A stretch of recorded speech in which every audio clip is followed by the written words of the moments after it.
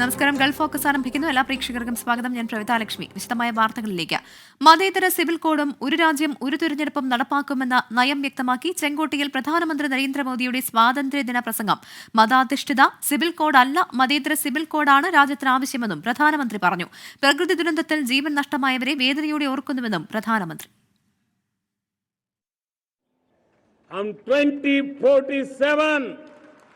विकसित भारत का लक्ष्य प्राप्त कर सकते हैं अगर 40 करोड़ देशवासी अपने पुरुषार्थ से, अपने समर्पण से, अपने त्याग से, अपने बलिदान से आजादी दे सकते हैं, आजाद भारत बना सकते हैं. ഏകീകൃത സിവിൽ കോഡ് വിഷയത്തിൽ അസന്നിഗ്ധമായാണ് പ്രധാനമന്ത്രി നയം വ്യക്തമാക്കിയത്. മതാധിഷ്ഠിതമല്ല, മതേതര സിവിൽ കോഡാണ് രാജ്യത്തിന് ആവശ്യം. अब समय की मांग है कि देश में एक सेकुलर सिविल कोड हो. हमने कम्युनल सिविल कोड में 75 साल बिताए हैं.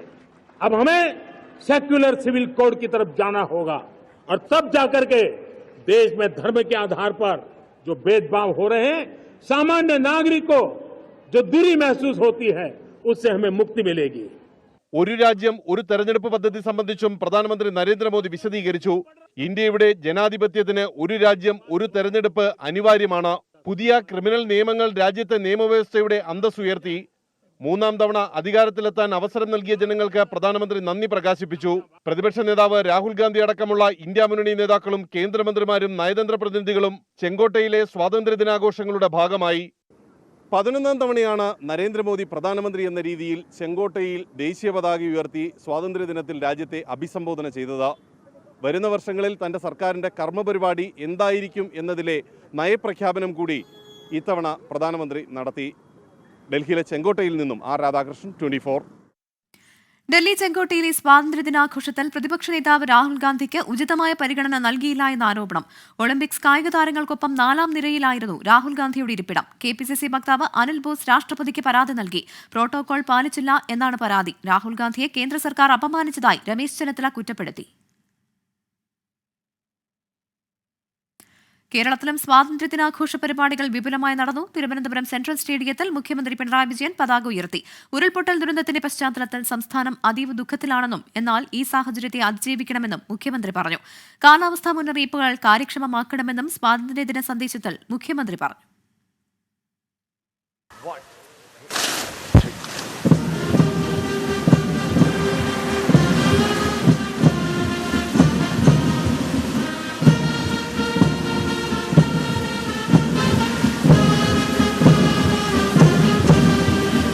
കനത്ത മഴയിലാണ് തിരുവനന്തപുരം സെൻട്രൽ സ്റ്റേഡിയത്തിൽ സ്വാതന്ത്ര്യദിനാഘോഷ ചടങ്ങുകൾ നടന്നത്. തമിഴ്നാട് പോലീസിന്റെ അടക്കം 27 പ്ലാറ്റൂണുകൾ പരേഡിന്റെ ഭാഗമായി. പെരുമഴയിൽ മുഖ്യമന്ത്രി സേനാ വിഭാഗങ്ങളുടെ അഭിവാദ്യം സ്വീകരിച്ചു.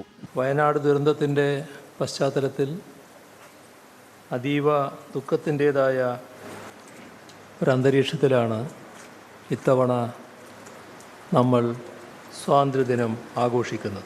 വിഷമിച്ചിരുന്നാൽ മതിയാവില്ല, നമുക്ക് അതിജീവിക്കേണ്ടതുണ്ട്. പൊതുവായ കാലാവസ്ഥാ മുന്നറിയിപ്പുകൾക്ക് പകരം കൃത്യമായ പ്രവചനങ്ങളാണ് വേണ്ടതെന്ന് മുഖ്യമന്ത്രി.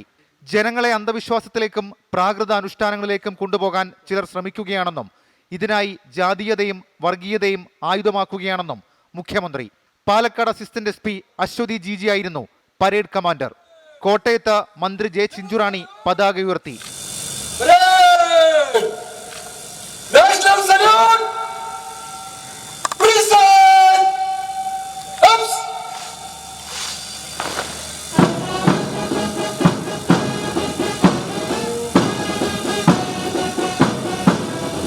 എറണാകുളം കാക്കനാട് പരേഡ് ഗ്രൗണ്ടിൽ മന്ത്രി P രാജീവ് പതാക ഉയർത്തി അഭിവാദ്യം സ്വീകരിച്ചു. പത്തനംതിട്ടയിൽ ആരോഗ്യമന്ത്രി വീണ ജോർജും തൃശൂരിൽ ഉന്നത വിദ്യാഭ്യാസ മന്ത്രി R ബിന്ദുവും പതാക ഉയർത്തി. വിവിധ ബ്യൂറോകൾക്കൊപ്പം 24 തിരുവനന്തപുരം. ഇന്ത്യയുടെ 78ാമത് സ്വാതന്ത്ര്യദിനം ആഘോഷിച്ച് ഗൾഫ് നാടുകളിലെ പ്രവാസികളും. UAE-യിലെ ഇന്ത്യൻ നയതന്ത്ര കാര്യാലയങ്ങളിൽ നടന്ന ആഘോഷങ്ങളിൽ നിരവധി ആളുകൾ പങ്കെടുത്തു. വിവിധ സംഘടനകളുടെ നേതൃത്വത്തിലും ആഘോഷം നടന്നു. അബുദാബി ഇന്ത്യൻ എംബസിയിൽ അംബാസിഡർ സഞ്ജയ് സുധീർ ദേശീയ പതാക ഉയർത്തി. തുടർന്ന് ഇന്ത്യൻ രാഷ്ട്രപതിയുടെ സന്ദേശം വായിച്ചു. വിവിധ സംഘടനാ പ്രതിനിധികളും സാമൂഹിക സാംസ്കാരിക വാണിജ്യ രംഗത്തെ പ്രമുഖരും ഉൾപ്പെടെ നിരവധി ആളുകൾ പരിപാടിക്കെത്തിയിരുന്നു. ദുബായിലെ ഇന്ത്യൻ കോൺസുലേറ്റിൽ കോൺസുൽ ജനറൽ സതീഷ് കുമാർ ശിവൻ സ്വാതന്ത്ര്യ ദിനാഘോഷങ്ങൾക്ക് നേതൃത്വം നൽകി. പ്രവൃത്തി ദിനമായിട്ടും നിരവധി ആളുകളാണ് സ്വാതന്ത്ര്യ ദിനാഘോഷങ്ങളിൽ പങ്കെടുക്കാനെത്തിയത്. തുടർന്ന് കോൺസുൽ ജനറൽ ദുബായിലെ തൊഴിലാളികൾക്കൊപ്പം സ്വാതന്ത്ര്യ ദിനം ആഘോഷിച്ചു.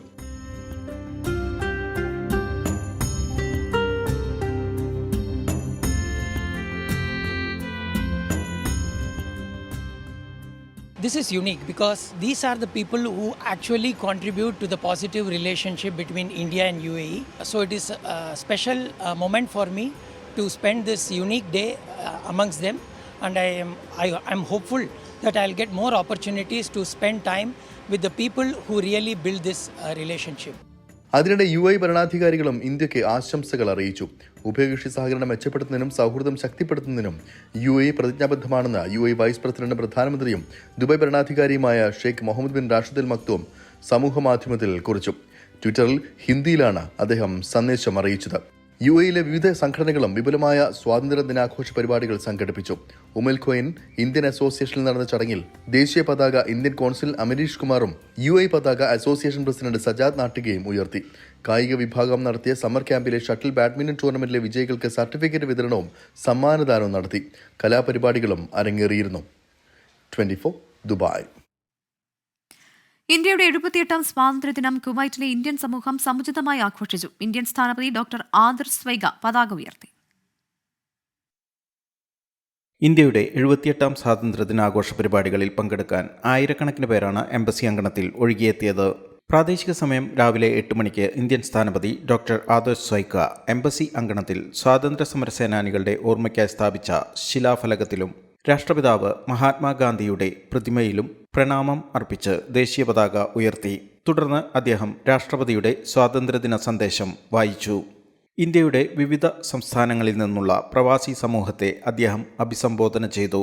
മികച്ച പൗരബോധത്തോടെ കുവൈറ്റിലെ നിയമങ്ങൾ പാലിച്ച് മുന്നോട്ടു പോകുന്ന നല്ല സമൂഹമായിരിക്കണം നമ്മളെന്ന് അദ്ദേഹം തന്റെ പ്രസംഗത്തിൽ ഓർമ്മിപ്പിച്ചു. എംബസി അങ്കണത്തിലെത്തിയ പൗരസമൂഹത്തിന് ഇടയിലേക്കെത്തി അദ്ദേഹം സ്വാതന്ത്ര്യദിനാശംസകൾ നേർന്നു. ഇന്ത്യയെ ആധുനിക ഇന്ത്യയാക്കുന്നതിൽ പ്രവാസികളുടെ പങ്കും വലുതാണെന്ന് ഇന്ത്യൻ സ്ഥാനപതി പറഞ്ഞു. Happy Independence Day to all Indians in Kuwait and friends of India in Kuwait. This is the 78th year of India's independence, and it's a time for looking forward to India being a developed country in 2047, as Prime Minister Narendra Modi has put a goal for all of us. It's important not only for our people in our country to work for it, but also those of us who are abroad. രാവിലെ 7:30 മുതൽ തന്നെ embassy അങ്കണം ദേശഭക്തിയുടെ നിറവിൽ സജീവമായിരുന്നു. പ്രതികൂല കാലാവസ്ഥയിലും ആയിരക്കണക്കിന് പേരാണ് സ്വാതന്ത്ര്യദിനാഘോഷ പരിപാടികളിൽ പങ്കെടുക്കാൻ Indian embassy അങ്കണത്തിലെത്തിയത്. Cameraman Razak ചെറുതുരുത്തിയോടൊപ്പം ജലിൻ Triprayar, 24 Kuwait. ഇന്ത്യയുടെ 78ാം സ്വാതന്ത്ര്യദിനം റിയാദിലെ ഇന്ത്യൻ എംബസിയിൽ ആഘോഷിച്ചു. വിവിധ മേഖലകളിലുള്ള നൂറുകണക്കിന് ആളുകളാണ് ആഘോഷത്തിൽ പങ്കെടുത്തത്. കനത്ത ചൂടിനെ അവഗണിച്ചുകൊണ്ട് പ്രവൃത്തി ദിനമായിട്ടും മലയാളികൾ ഉൾപ്പെടെ നൂറുകണക്കിന് ഇന്ത്യക്കാരാണ് ആഘോഷ പരിപാടികളിൽ പങ്കെടുക്കാൻ റിയാദിലെ ഇന്ത്യൻ എംബസിയിലേക്ക് ഒഴുകിയെത്തിയത്. കാലത്ത് 7:30 ഇന്ത്യൻ സ്ഥാനപതി ഡോക്ടർ ഇജാസ് അഹമ്മദ് ഖാൻ ത്രിവർണ്ണ പതാക ഉയർത്തിയതോടെ ആഘോഷ പരിപാടികൾക്ക് തുടക്കമായി. തുടർന്ന് മഹാത്മാഗാന്ധിയുടെ പ്രതിമയിൽ ഹാരാർപ്പണം നടത്തിയ ശേഷം അദ്ദേഹം രാഷ്ട്രപതിയുടെ സ്വാതന്ത്ര്യദിന സന്ദേശം വായിച്ചു. സൗദിയിലെ എല്ലാ ഇന്ത്യക്കാർക്കും അദ്ദേഹം സ്വാതന്ത്ര്യദിന ആശംസകൾ നേർന്നു. ഇന്ത്യ സൗദി ഉഭയകക്ഷി ബന്ധങ്ങൾ ശക്തമായി മുന്നേറുകയാണെന്നും കഴിഞ്ഞ ഒരു വർഷത്തിനിടയിൽ സൗദിയിലെ ഇന്ത്യക്കാരുടെ എണ്ണം 10% വർദ്ധിച്ച് 2.63 ദശലക്ഷമായി ഉയർന്നതായും സ്ഥാനപതി മാധ്യമപ്രവർത്തകരെ അറിയിച്ചു. The trend is very positive because I know that there is immense goodwill for Indians, for the Indian workers in the kingdom, and there are great economic opportunities. So more and more Indians are coming and taking up work here. Now our community is 2.63 million, and at the same time a number of visitors are coming each year from India to Saudi Arabia for tourism, for family visits, for Umrah, for business. വിദ്യാർത്ഥികളും വിവിധ കലാകാരന്മാരും അവതരിപ്പിച്ച ദേശഭക്തി ഗാനങ്ങളും നൃത്തരൂപങ്ങളും ഉൾപ്പെടെ വർണ്ണാഭമായ നിരവധി സാംസ്കാരിക പരിപാടികളാണ് ആഘോഷങ്ങളുടെ ഭാഗമായി അരങ്ങേറിയത്. പരിപാടിയിൽ പങ്കെടുത്തവർക്കുള്ള സർട്ടിഫിക്കറ്റ് വിതരണവും സ്ഥാനപതി നിർവഹിച്ചു. വ്യവസായികൾ, സാമൂഹിക സാംസ്കാരിക നേതാക്കൾ, മാധ്യമപ്രവർത്തകർ തുടങ്ങി റിയാദിലെ ഇന്ത്യൻ സമൂഹത്തിലെ പ്രമുഖ വ്യക്തിത്വങ്ങളും ആഘോഷ പരിപാടികളിൽ പങ്കെടുത്തു. 24 റിയാദ്. ഇന്ത്യയുടെ 78ാം സ്വാതന്ത്ര്യദിനാഘോഷങ്ങളുടെ ഭാഗമായി കുവൈറ്റ് ലുലു ഹൈപ്പർ മാർക്കറ്റിൽ ഇന്ത്യ ഉത്സവ് ഫെസ്റ്റിവലിന് തുടക്കമായി. ഒരാഴ്ച നീണ്ടുനിൽക്കുന്ന ഫെസ്റ്റിവലിൽ ഇന്ത്യയുടെ ഉൽപ്പന്നങ്ങൾ, സംസ്കാരം, പൈതൃകം എന്നിവ മുഖ്യ ആകർഷണമാണ്. ലുലു ഡയറക്ടർ മുഹമ്മദ് ഹാരിസിന്റെ അധ്യക്ഷതയിൽ ഇന്ത്യൻ സ്ഥാനപതി ഡോക്ടർ ആദർശ് വൈഗ ഉദ്ഘാടനം ചെയ്തു. ഫെസ്റ്റിവലിന്റെ ഭാഗമായി നിരവധി കലാപരിപാടികളും മത്സരങ്ങളും നടക്കുമെന്ന് മാനേജ്മെന്റ് അറിയിച്ചു. ഗൾഫ് ഫോക്കസിലേക്ക് വീണ്ടും. ജിദ്ദയിലെ ഇന്ത്യൻ കോൺസുലേറ്റിൽ നടന്ന സ്വാതന്ത്ര്യദിനാഘോഷ ചടങ്ങിൽ കോൺസൽ ജനറൽ ഫഹദ് അഹമ്മദ് ഖാൻ സൂരി പതാക ഉയർത്തി. കോൺസുലേറ്റിന്റെ സേവനങ്ങൾ കൂടുതൽ വിപുലീകരിക്കുമെന്ന് കോൺസൽ ജനറൽ പറഞ്ഞു. ഇന്ത്യൻ വിദ്യാർത്ഥികളുടെ കഴിവുകൾ കണ്ടെത്താൻ ഇന്ത്യൻ സ്കൂളുകളുമായി സഹകരിച്ച് പദ്ധതികൾ തയ്യാറാക്കുമെന്നും അദ്ദേഹം പറഞ്ഞു.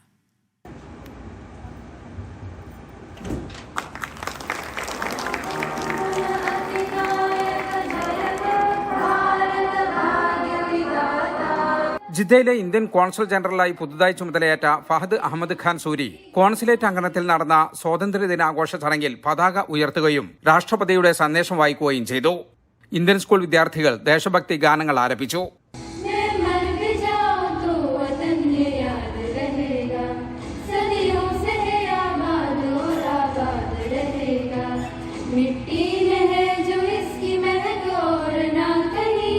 കോൺസുലേറ്റിന്റെ നേതൃത്വത്തിൽ സ്ത്രീവൽക്കരണ പദ്ധതികൾ ആസൂത്രണം ചെയ്യുമെന്ന് കോൺസുൽ ജനറൽ പറഞ്ഞു.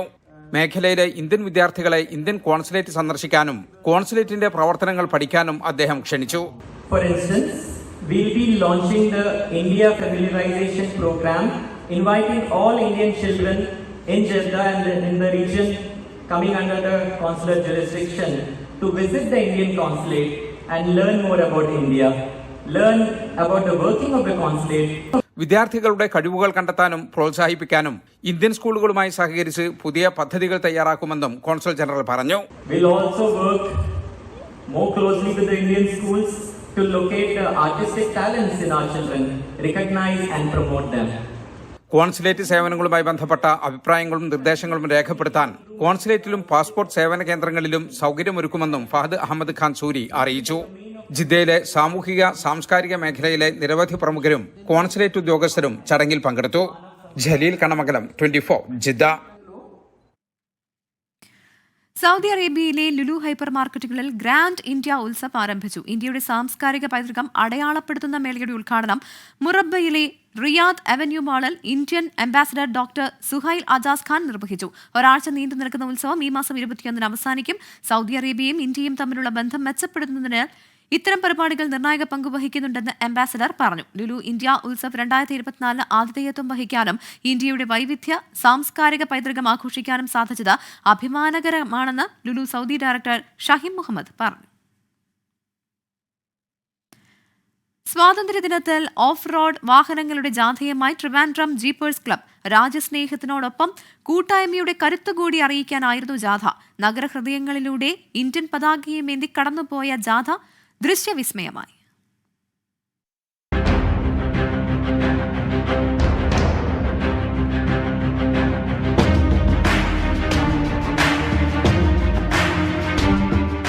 കാടും മലയും കരുത്തോടെ കയറുന്ന ഓഫ് റോഡ് വാഹനങ്ങൾ.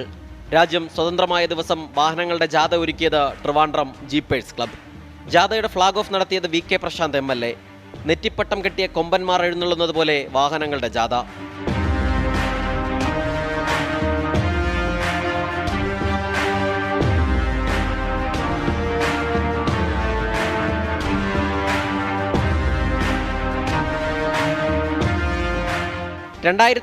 ാണ് ജീപ്പേഴ്സ് ക്ലബ് സ്വാതന്ത്ര്യദിനത്തിലെ വാഹനജാഥ എന്ന ആശയം ആദ്യം അവതരിപ്പിച്ചത്. കഴിഞ്ഞ തവണ 70 വാഹനങ്ങൾ പങ്കെടുത്തു. ഇത്തവണ അത് ഇരട്ടിയായി. ഞങ്ങൾ കഴിഞ്ഞ കുറച്ച് വർഷങ്ങളായിട്ട് ഞങ്ങളുടെ മെമ്പേഴ്സിൻ്റെ ഡ്രൈവ് എല്ലാ ഇൻഡിപെൻഡൻസ് ഡേക്കും നടത്താറുണ്ട്. ഓഫ് റോഡ് വണ്ടി ഇപ്പോൾ നമ്മുടെ വയനാട് ഇഷ്യൂവിൽ തന്നെ എന്താണ് ശരിക്കും ഇതിൻ്റെ ഒരു ഗുണം എന്ന് എല്ലാവർക്കും മനസ്സിലായിട്ടുണ്ട്. അപ്പോൾ അത് കുറച്ചും കൂടെ ഒന്ന് എന്താ പറയുക, ഓഫ് റോഡ് വണ്ടി ഉള്ളവർക്ക് ഒരു ഐഡിയ കിട്ടണമല്ലോ എന്താണ് ഇതിൻ്റെ കപ്പാസിറ്റി. അതിന് വേണ്ടിയിട്ടാണ് ഞങ്ങളിത് മെയിനായിട്ടും ചെയ്യുന്നത്. കവടിയാറിൽ നിന്ന് ആരംഭിച്ച ജാഥ ശംഖുമുഖത്താണ് സമാപിച്ചത്. ക്യാമറാമാൻ സിറിലിനൊപ്പം സലിം മാലിക്, 24 തിരുവനന്തപുരം. രാജ്യത്ത് നവോത്ഥാനത്തിന്റെ വിത്തുകൾ പാകിയ വൈക്കത്തിന്റെ മണ്ണിനുമുണ്ട് സ്വാതന്ത്ര്യ സമരകാല കഥകൾ. സാക്ഷാൽ മഹാത്മാഗാന്ധിയെ പോലും ജാതി വ്യവസ്ഥയുടെ പേരിൽ പടിക്ക് പുറത്തിരുത്തിയ ഒരു മനയുണ്ടായിരുന്നു ഇവിടെ. ഇന്നിവിടം ആർക്കും കയറിയിരിക്കാൻ കഴിയുന്ന ഒരു തൊഴിലാളി യൂണിയൻ ഓഫീസാണ്.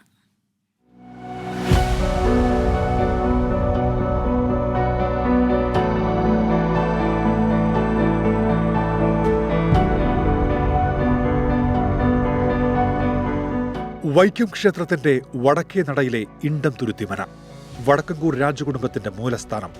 സവർണച്ചേരിയുടെ നെടുനായകത്വം വഹിച്ചിരുന്ന നീലകണ്ഠൻ നമ്പ്യാതിരി താമസിച്ചിരുന്നത് ഇവിടെയാണ്. ക്ഷേത്രപ്രവേശന സമരത്തിന് ഊർജം പകരാനെത്തിയ മഹാത്മാഗാന്ധി നമ്പ്യാതിരിയുമായി ചർച്ചയ്ക്ക് തയ്യാറായി. എന്നാൽ ചർച്ചയ്ക്കെത്തിയ ഗാന്ധിജിയെ ഐറ്റത്തിന്റെ പേരിൽ ഇണ്ടം തുരുത്തിമനയുടെ അകത്ത് കടത്തിയില്ല. പടിക്ക് പുറത്ത് പന്തൽ കെട്ടിയായിരുന്നു ചർച്ച. ഗാന്ധിജിയിരുന്ന സ്ഥലം പിന്നീട് ശുദ്ധികലശവും നടത്തി. കെട്ടിടമെന്ന് ചെത്തുതൊഴിലാളി യൂണിയന്റെ ഓഫീസാണ്.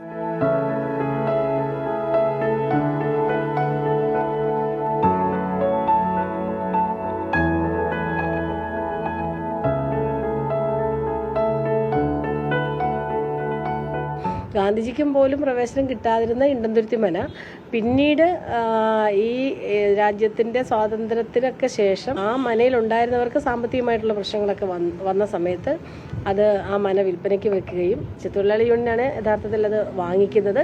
അന്ന് അവിടെ കയറുന്നത് പണ്ട് ഗാന്ധിജിക്ക് പ്രവേശനം നിഷേധിച്ചിരുന്ന അതേ സ്ഥലത്ത് ഇന്ന് തൊഴിലാളികളാണ് അവരുടെ ഒരു ആശാകേന്ദ്രമായി മാറുന്നു എന്നുള്ള ഒരു ചരിത്രത്തിൻ്റെ ഒരു എന്താ പറയുക ഒരു പ്രതികാരം എന്നോ അങ്ങനെ ഒക്കെ നമുക്ക് വിശേഷിപ്പിക്കാവുന്ന തരത്തിലുള്ള ഒരു സംഭവമാണ് പിന്നീട് മനയുടെ ചരിത്രം നമ്മളെ ബോധ്യപ്പെടുത്തുന്നത്.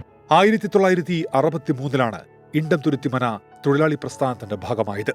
നമ്പ്യാതിരിയുടെ പിൻതലമുറയിൽപ്പെട്ട യുവതിയുടെ വിവാഹത്തിന് പണമില്ലാതെ വന്നപ്പോൾ ചെത്തുതൊഴിലാളി യൂണിയന് മന വിൽക്കുകയായിരുന്നു. ഗാന്ധിജിക്ക് ഇരിക്കാനായി അന്ന് നിർമ്മിച്ച പന്തൽ ഇപ്പോഴും ഇവിടെയുണ്ട്. എന്നാൽ പന്തലും മനയും തമ്മിലുള്ള അകലം ഇന്നില്ല. Toby Johnson, 24 Kottayam.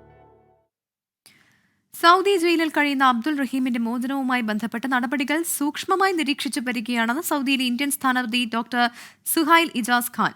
കുടുംബവുമായും അഭിഭാഷകരുമായും ചേർന്ന് പ്രവർത്തിക്കുന്നുണ്ട്. കോടതിയുടെ പരിഗണനയിലുള്ള വിഷയമായതിനാൽ കൂടുതൽ പ്രതികരിക്കാനില്ല എന്നും നടപടികൾ പൂർത്തിയാകുന്നതുവരെ കാത്തിരിക്കാമെന്നും സുഹൈൽ ഇജാസ് ഖാൻ പറഞ്ഞു.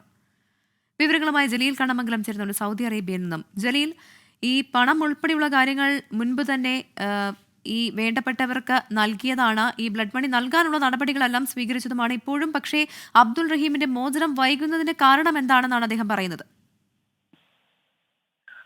പ്രവിത, ഡോക്ടർ സുഹൈൽ ഇജാസ് ഖാൻ ഇന്ത്യൻ അംബാസിഡർക്ക് പുറമെ റിയാദിലുള്ള നിയമ സഹായ സമിതിയും ഇതുമായി ബന്ധപ്പെട്ട ഒരു അപ്ഡേറ്റ് ഇന്ന് തന്നിട്ടുണ്ട്.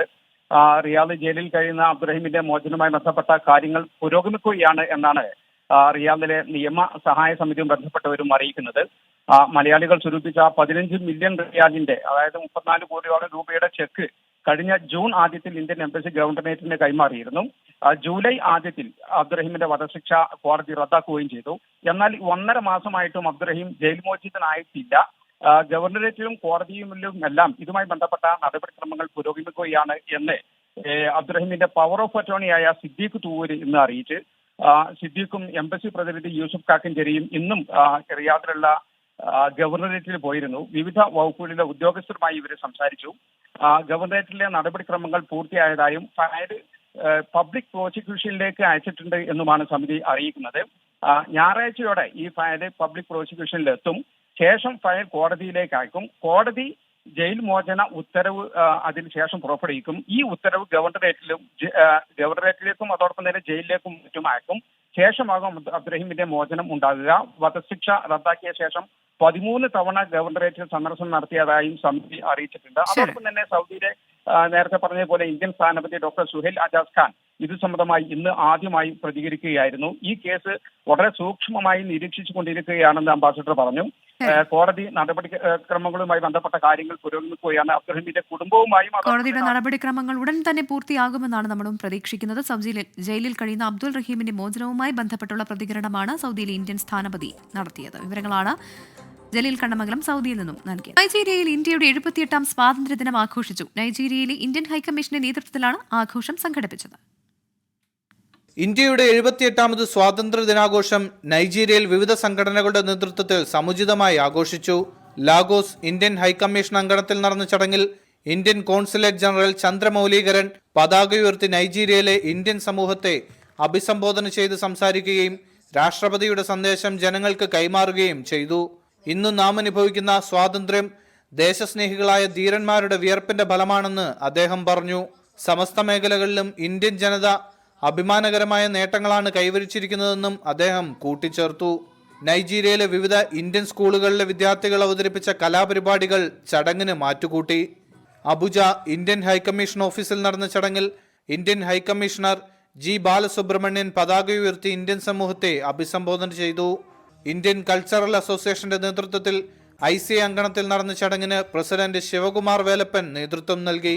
പ്രവാസികളായ നിരവധി ഇന്ത്യക്കാരാണ് ചടങ്ങിൽ സംബന്ധിച്ചത്. പിറന്ന നാടിന്റെ സ്വാതന്ത്ര്യ ദിനാഘോഷത്തിൽ ആവേശത്തോടെ പങ്കെടുക്കുവാൻ കഴിയുന്നത് ഓരോ ഭാരതീയനും അഭിമാന നിമിഷങ്ങളാണ്. നൈജീരിയയിൽ നിന്നും ബ്ലസൻ ചെറുവക്കൽ, 24. 28ാം സ്വാതന്ത്ര്യദിനാഘോഷത്തിന്റെ നിറവിലെത്തി നിൽക്കുന്ന ഇന്ത്യയ്ക്ക് സ്വാതന്ത്ര്യദിനാശംസകൾ നേർന്ന് കുവൈറ്റ് ഭരണാധികാരികൾ. കുവൈറ്റ് അമീർ ഷെയ്ഖ് മിഷൽ അൽ അഹമ്മദ് അൽ ജാബിർ അൽ സബ ഇന്ത്യൻ പ്രസിഡന്റ് ദ്രൗപദി മുർമുവിന് സ്വാതന്ത്ര്യദിനാശംസകൾ അറിയിച്ചു. കൂടാതെ കിരീടാവകാശി ഷെയ്ഖ് സബ ഖാലിദ് അൽ അഹമ്മദ് അൽ സബ, പ്രധാനമന്ത്രി ഷെയ്ഖ് അഹമ്മദ് അബ്ദുള്ള അൽ അഹമ്മദ് അൽ സബ എന്നിവരും സ്വാതന്ത്ര്യദിനാശംസകൾ നേർന്നു. ഖത്തറിലെ ഇന്ത്യൻ സമൂഹം 78ാമത് സ്വാതന്ത്ര്യദിനം വിപുലമായി ആഘോഷിച്ചു. ഇന്ത്യൻ കൾച്ചറൽ സെന്റർ ആസ്ഥാനത്ത് നടന്ന ചടങ്ങിൽ അംബാസിഡർ വിപുൽ പതാക ഉയർത്തി. വിവിധ സംസ്ഥാനങ്ങളിൽ നിന്നുള്ള പ്രവാസികളും സംഘടനാ പ്രതിനിധികളും ആഘോഷത്തിന്റെ ഭാഗമായി. രാഷ്ട്രപതിയുടെ സ്വാതന്ത്ര്യദിന സന്ദേശം ഇന്ത്യൻ അംബാസിഡർ വിപുൽ വായിച്ചു. ഇന്ത്യൻ സമൂഹത്തിന് നൽകുന്ന പിന്തുണയ്ക്ക് ഖത്തർ ഭരണാധികാരികൾക്ക് നന്ദി പറഞ്ഞു. ICC പ്രസിഡന്റ് AP മണികണ്ഠൻ സ്വാഗതം പറഞ്ഞു. ഇന്ത്യയുടെ 78ാം സ്വാതന്ത്ര്യദിനത്തിൽ അമേരിക്കയിലെ ടെക്സാസിൽ മഹാത്മാഗാന്ധിജിയെ അനുസ്മരിച്ച് പുറത്തിറക്കിയ ഗാന്ധി എന്ന കവിത ദൃശ്യാവിഷ്കാരം ശ്രദ്ധേയമായി. അമേരിക്കൻ മലയാളി കണ്ണൂർ സ്വദേശി ബിനു താപ്രവൻ കുന്നോത്താണ് കവിതയുടെ രചനയും സംവിധാനവും നിർവഹിച്ചത്. പിന്നണി ഗായകൻ സൗജു സത്യനാണ് ആലാപനവും ദൃശ്യാവിഷ്കാരം. ദേശീയ പതാക താഴ്ത്തുന്നതിനിടെ വൈദ്യുതി കമ്പിയിൽ തട്ടി പള്ളി വികാരിക്ക് ദാരുണാന്ത്യം. തലശ്ശേരി അതിരൂപത അംഗവും മുള്ളേരിയ ഇൻഫന്റ് ജീസസ് പള്ളി വികാരിയുമായ മാത്യു കുടലിലാണ് മരിച്ചത്. വിസ നിയമലംഘകർക്ക് UAE സർക്കാർ പ്രഖ്യാപിച്ച പുതുമാപ്പിൽ ഇന്ത്യക്കാർക്ക് വേണ്ട എല്ലാ സഹായങ്ങളും ഉറപ്പാക്കുമെന്ന് Dubai Indian consulate. Grace period പരമാവധി പ്രയോജനപ്പെടുത്തണമെന്ന് കോൺസൽ ജനറൽ സതീഷ് കുമാർ ശിവൻ അറിയിച്ചു. പൊതുമാപ്പിന് സമാനമായ ഗ്രേസ് പീരീഡ് അടുത്ത മാസം 1 മുതലാണ് ആരംഭിക്കുക. 2 മാസക്കാലം നീണ്ടു നിൽക്കുന്ന ഗ്രേസ് പീരീഡിന്റെ ആനുകൂല്യം പരമാവധി പ്രയോജനപ്പെടുത്തണമെന്ന് ദുബായിലെ ഇന്ത്യൻ കോൺസുലേറ്റ് ആവശ്യപ്പെട്ടു. വിവിധ എമിറേറ്റുകളിലെ ഇന്ത്യൻ അസോസിയേഷനുകളുമായി സഹകരിച്ച് ഇതിനുവേണ്ട ഏകോപനം നടത്തുന്നുണ്ടെന്ന് Dubai Indian consul general Satish Kumar Sivan പറഞ്ഞു. ആവശ്യക്കാർക്ക് സഹായം ഉറപ്പുവരുത്തുമെന്നും അദ്ദേഹം വ്യക്തമാക്കി. We hope that people who want to avail of this facility will reach the consulate either directly or through the associations. Consulate is committed to facilitating anybody who needs support in this regard. രാജ്യത്തെ വിവിധ സംഘടനകളും സഹായത്തിന് രംഗത്തെത്തുമെന്ന് അറിയിച്ചു കഴിഞ്ഞിട്ടുണ്ട്. ആവശ്യക്കാരുടെ സഹായത്തിന് പ്രത്യേക camp സംഘടിപ്പിക്കുമെന്ന് world Malayali council അറിയിച്ചു. കേസുകളിൽ അകപ്പെട്ടിട്ടുള്ളവർക്ക് അവ തീർപ്പാക്കാനുള്ള സാമ്പത്തിക സഹായം ഉൾപ്പെടെ നൽകാനായി ശ്രമിക്കുമെന്നും സംഘടനാ പ്രതിനിധികൾ വ്യക്തമാക്കി. ക്രിമിനൽ കേസുകൾ സ്വാഭാവികമായിട്ടും ആംനസ്റ്റിയിൽ അങ്ങനെ എടുക്കാറില്ല എന്നുള്ളതാണ് നമ്മൾ ഇതിനെ കണ്ടുവന്നിരിക്കുന്നത്.